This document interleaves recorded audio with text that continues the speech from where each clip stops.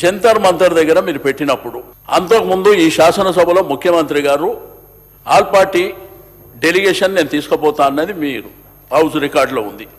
వారు తీసుకెళ్ళలే. మీరేదైతే జంతర్ మంతర్ ధర్నా అని చెప్పినరో మమ్మల్ని ఇన్వైట్ చేయలే.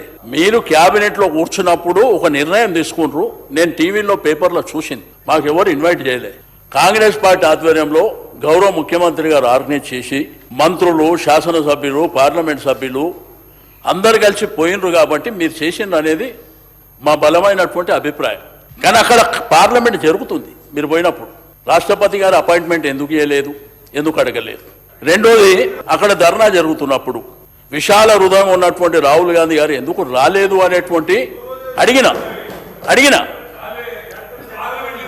మనకు ఏఐసిసి అధ్యక్షులు మల్లికార్జున్ ఖర్గే గారు ఎందుకు రాలే? మీకు పార్లమెంట్లో ప్రైవేట్ మెంబర్ బిల్లు పెట్టే అధికారం మీకు ఉంది.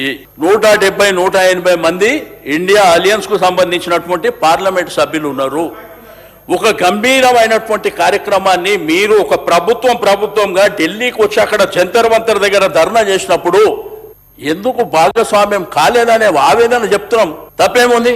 మా సీనియర్ అన్న చెప్పిండు, శ్రీహరన్న బలవంతుడు, మా సీనన్న, మా ప్రభాకర్ అన్న. నేను వాళ్ళను ఉద్దేశం చెప్పలే సార్. మా వాళ్ళు ఇంకా గ్రామాలల్లా కింది స్థాయిలో వీళ్ళ జోలికి పోతే ఏమవుతుందో అనేటువంటి ఒక భయానకం, రాజకీయాల్లో పైకి రాలేక. బట్ సందర్భం వస్తుంది, మాతోని రిజర్వేషన్లు అడిగే సందర్భం కూడా వస్తుంది. అది చరిత్ర చెప్తుంది. అది ఇవాళ రేపా భవిష్యత్ అనేది నిర్ణయించుకుందాం. నేనేమంటున్నా సార్, చరిత్రలో అన్నీ జరిగినాయి సార్. మన కళ్ళ ముంగట్నే 1969లో తెలంగాణ ఉద్యమం వచ్చింది. 72తోనే అది అయిపోయింది అనుకోరు. ఆ తర్వాత కేసీఆర్ గారు ఒక బలమైనటువంటి ఉద్యమాన్ని నడిపించారు.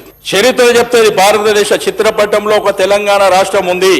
దానికి కేసీఆర్ గారు నాయకత్వం వహించారు. కానీ దీనికి మనం చెప్పిన హామీల ప్రకారం నిజాయితీగా వాళ్ళ మేరు కోరి చేస్తే అభ్యంతరం లేదు. కానీ గ్రామాలలో అధ్యక్ష చదువుకున్న పిల్లల సంఖ్య పెరిగింది. 15-20 సంవత్సరాల క్రితం లేదు. వాళ్ళు చదువు అంటే లేలే, మనం ఏదైనా వ్యవసాయం చేసుకుంటామని, కుల వృత్తి చేసుకుంటామన్న పరిస్థితి ఉండే. కానీ ఇప్పుడు చదువుకున్నారు, తెలివితేటలు వచ్చినాయి.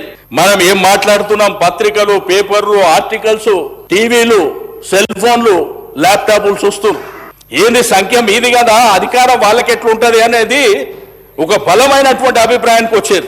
అందుకే మొన్న జనరల్ స్థానాలలో మొట్టమొదటిసారి బీసీలు గెలిచినటువంటి చరిత్ర ఉన్నది. దానికి అదే సంకేతం అని చెప్పి నేను ఈ సందర్భంగా తెలియజేస్తున్నా. కాబట్టి దయచేసి మీరు కామారెడ్డిలో ఇచ్చిన మాట ప్రకారం నేనేమంటున్నా, మీకు కూడా రిక్వెస్ట్ చేస్తున్నా, మీరు ఆ క్యాబినెట్లో మంత్రులు కాబట్టి పెట్టిన బడ్జెట్ నన్నే ఇంప్లిమెంట్ చేయండి. మాది అంకలి గారడి కాదు. మేము నిజాయితీగా ఈ పెట్టిన డబ్బుని ఖర్చు పెడతామని మీరు ఆ 20,000 కోట్ల రూపాయలు, సరే 2 సంవత్సరాలు పోయినాయి, ఈ సంవత్సరం నుంచి అయినా మీరు 20,000 కోట్ల రూపాయలు పెట్టాలి. బీసీల కాంట్రాక్ట్ లో వాళ్ళకు అవకాశం కల్పిస్తామన్నారు, కల్పించాలి. రాజకీయ ప్రాతినిధ్యం ఇవ్వాలి. ఐఏఎస్, ఐపీఎస్ ప్రధానమైనటువంటి వ్యవస్థలో ఉన్నటువంటి అధికారులు కూడా మా బీసీ బిడ్డలు అనగదొక్కబడ్డారు. మీరు వాళ్ళకు ప్రాతినిధ్యం ఇస్తలేరు, వాళ్ళకు లూప్ లైన్ లో ఇస్తుండ్రు, తొక్కేస్తుండ్రు. అది మీ చేతుల పని. ప్రపంచంలో పేరు ప్రఖ్యాతలు గాంచినటువంటి ఉస్మానియా యూనివర్సిటీ ఆ రోజు కేసీఆర్ గారి దగ్గరికి వెళ్ళి ఒక జనగాంలో మారుమూల గ్రామంలో పుట్టినటువంటి పేద వర్గాల బిడ్డ, మా యాదవ్ బిడ్డ వైస్ ఛాన్సలర్ ఇమ్మంటే ఇచ్చిండు వారికి. ఇప్పుడు మీరు 20,000 కోట్లు ఇస్తామని 9,000 కోట్లు ఇచ్చి అవి కూడా ఖర్చు పెట్టకపోతే ఏడాది మన బిడ్డలు ఏమనుకుంటారు? బయట మనల్ని అడుగుతలేరా? నాకంటే ఎక్కువ మిమ్మల్ని అడుగుతారు కదా మంత్రులని. మీ మీద ప్రెజర్ ఉంటుంది కదా. కాబట్టి దయచేసి ఇవన్నీ చేయాలని కోరుకుంటూ, నేను నాకు ఇచ్చినటువంటి అవకాశానికి ఈ విషయంలో మీరు క్లియరెన్స్, మీరు తప్పకుండా ఇవి ఇంప్లిమెంట్ చేస్తామంటే తప్పకుండా మేము కూడా సపోర్ట్ చేస్తామని చెప్పి తెలియజేస్తూ